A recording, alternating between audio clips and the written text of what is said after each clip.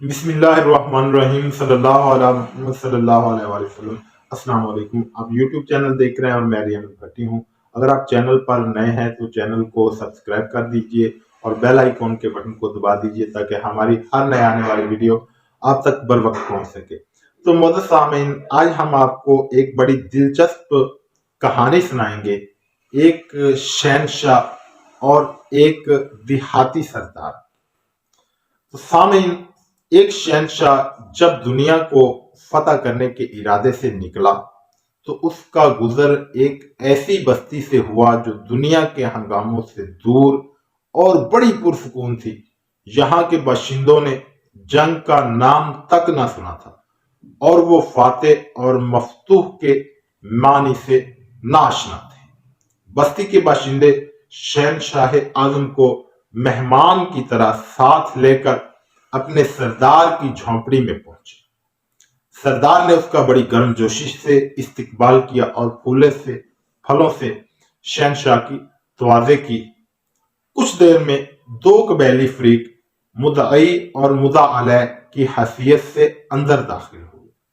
سردار کی یہ جھونپڑی عدالت کا کام بھی دیتی تھی۔ مدعی نے کہا کہ میں نے اس شخص سے زمین کا ایک ٹکڑا خریدا تھا۔ ہل چلانے کے دوران اس میں سے ایک خزانہ برآمد ہوا ہے۔ میں نے یہ خزانہ اس شخص کو دینا چاہا لیکن یہ لیتا نہیں۔ میں یہ کہتا ہوں کہ یہ خزانہ میرا نہیں ہے کیونکہ میں نے اس سے صرف زمین خریدی تھی اور اسے صرف زمین کی قیمت ادا کی تھی، خزانے کی قیمت ادا نہیں کی تھی۔ مدعا علیہ نے جواب میں کہا کہ میرا ضمیر ابھی زندہ ہے، میں یہ خزانہ اس سے کسی صورت نہیں لے سکتا ہوں۔ میں نے تو اس کے ہاتھ زمین فروخت کر دی تھی، اب اس میں سے جو کچھ بھی برآمد ہوا یہ اس کی قسمت ہے اور یہی اس کا حقیقی مالک ہے۔ میرا اب اس زمین اور اس میں موجود اشیاء سے کوئی تعلق نہیں ہے۔ سردار نے غور کرنے کے بعد مدعی سے دریافت کیا، تمہارا کوئی لڑکا ہے؟ ہاں ہے۔ پھر مدعا علیہ سے پوچھا، اور تمہاری کوئی لڑکی بھی ہے؟ اس نے بھی کہا کہ جی ہے۔ مدعا علیہ نے بھی اس بات میں گردن ہلا دی، تو تم ان دونوں کی شادی کر کے یہ خزانہ ان کے حوالے کر دو۔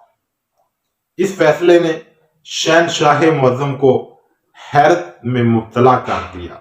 وہ فکر مند ہو کر سوچنے لگا۔ سردار نے متردد ہو کر شہنشاہ سے دریافت کیا، کیا میرے فیصلے سے آپ مطمئن نہیں ہیں؟ شہنشاہ نے جواب دیا کہ نہیں، ایسی کوئی بات نہیں ہے، لیکن تمہارا فیصلہ ہمارے نزدیک حیران کن ضرور ہے۔ سردار نے سوال کیا کہ اگر یہ مقدمہ آپ کے روبرو پیش کیا جاتا تو آپ کیا فیصلہ سناتے؟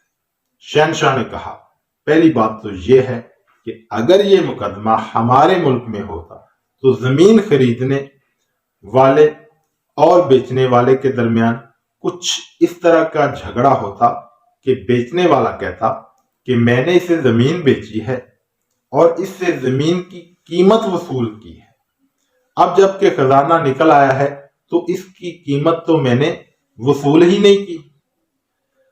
جبکہ خریدنے والا کہتا کہ میں نے اسے زمین خرید لی ہے تو اب اس میں سے جو کچھ ہے وہ میری ملکیت ہے اور میری قسمت ہے۔ سردار نے شہنشاہ سے پوچھا کہ پھر آپ کیا فیصلہ سناتے؟ شہنشاہ نے اس کے ذہن میں موجود سوچ کے مطابق فوراً جواب دیا کہ ہم فریقین کو حراست میں لے لیتے اور خزانہ حکومت کی ملکیت قرار دے کر شاہی خزانے میں داخل کر دیا جاتا۔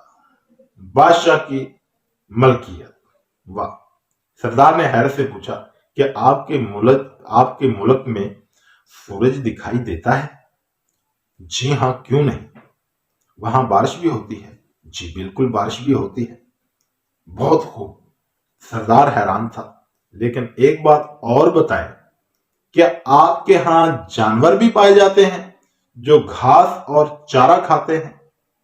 ہاں ایسے بے شمار جانور ہمارے ہاں پائے جاتے ہیں۔ او خوب، میں اب سمجھا۔